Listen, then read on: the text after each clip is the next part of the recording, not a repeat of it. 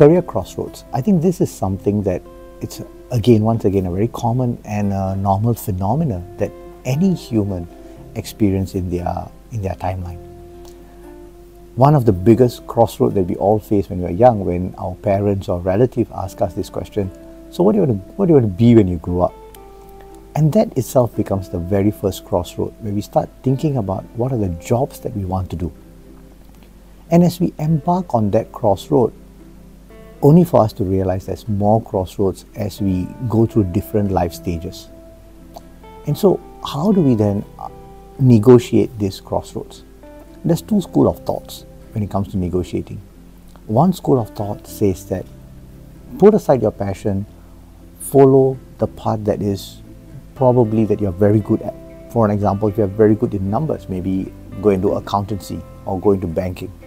There's another school of thought that says that it's not about what you're good at, but what are you passionate about. And unfortunately, there's no right answer for this question.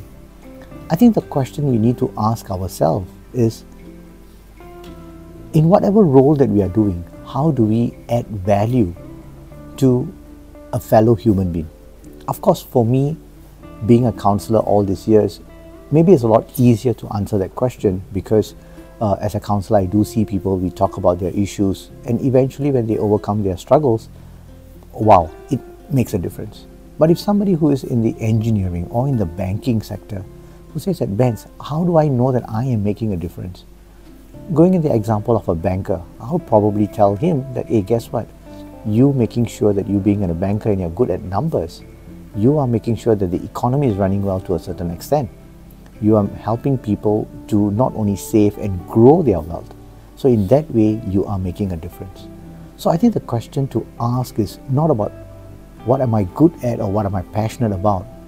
I think finding that middle ground between passion and what I'm good at would be whichever role that I embark on, how can I add value to not only to the sector, to a fellow human being, last but not least, how do I add value to also myself in my development? So I would believe that that will be some of the questions that we might want to ask as we negotiate our career crossroads.